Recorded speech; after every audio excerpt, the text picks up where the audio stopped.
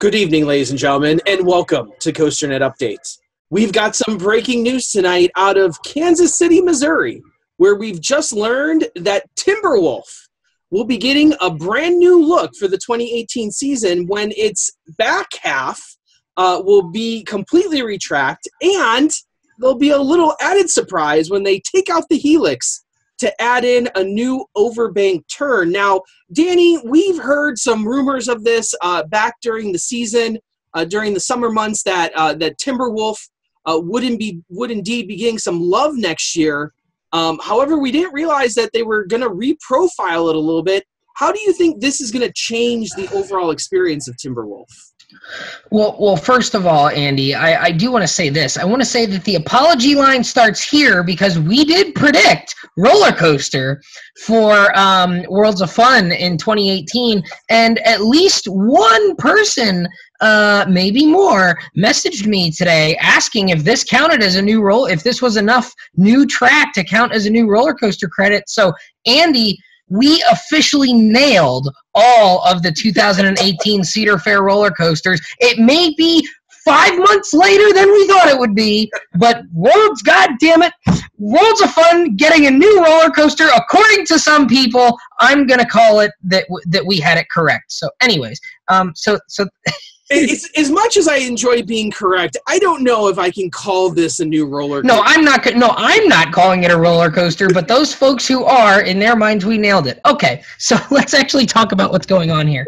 So this is interesting because you, myself, and Adam the Beard Man, we went to Worlds of Fun back in July. It was right around the time of my birthday, actually, in July, and we were told that Timberwolf would be getting an extensive retrack of sorts, that they had been doing it in phases, which is what Worlds of Fun had said on their little blog post that they talked about it in 2015 and 2016. They had done different sections of it, and they had gotten up to the helix, and now this year they're completely tearing down the helix, and they're replacing it with this overbank turn, and they're doing even more track work to it to kind of restore it. Now, Timberwolf is a ride that I never really minded. I rode it for the first time in 2013, and I thought it was fine. I mean, yeah, it beat me up a little bit, threw me around, but it's not a ride that I ever hated. And then when we rode it this past year, I enjoyed it. I thought it had some good airtime.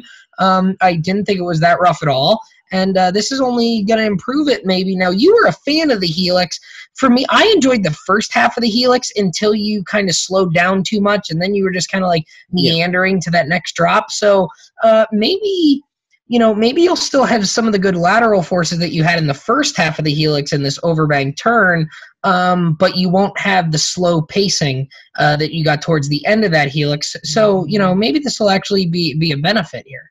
Well, the first time I rode Timberwolf was very early on in my coaster career, going out to other places.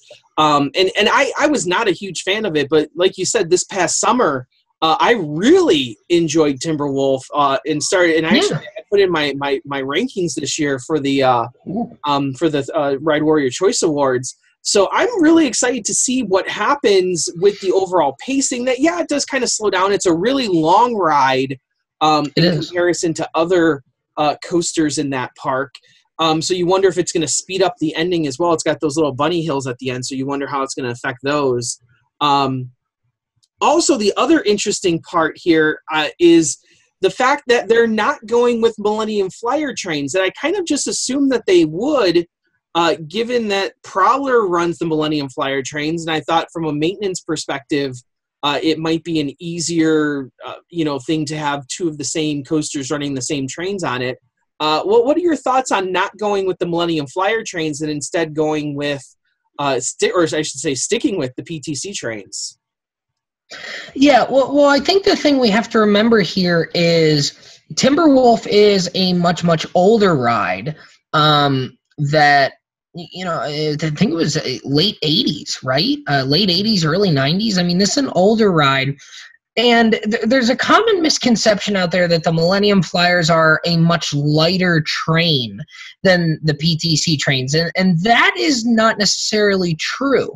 A lot of people think because the Millennium Flyer, they wear less on the track, that means they're lighter. That's not why the Millennium Flyers tend to run better and keep the ride in better shape. It's because of their trailered nature and the fact that they're single bench cars.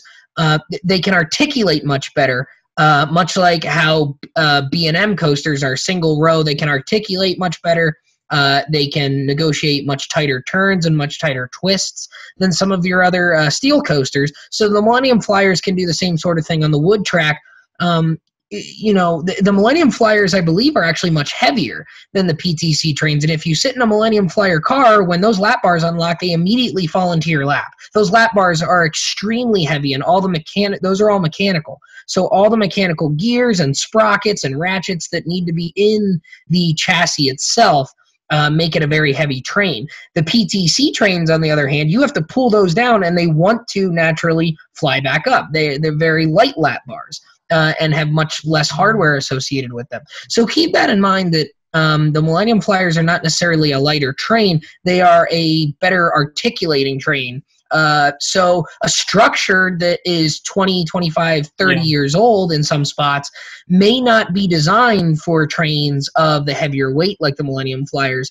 And we've actually seen this cause issues up at Lake Compounds with the Wildcat. They switched from the classic PTC 3-bench trains to the Millennium Flyers this year, and many people, myself included, believe that the ride is not as good and it's still as rough as ever.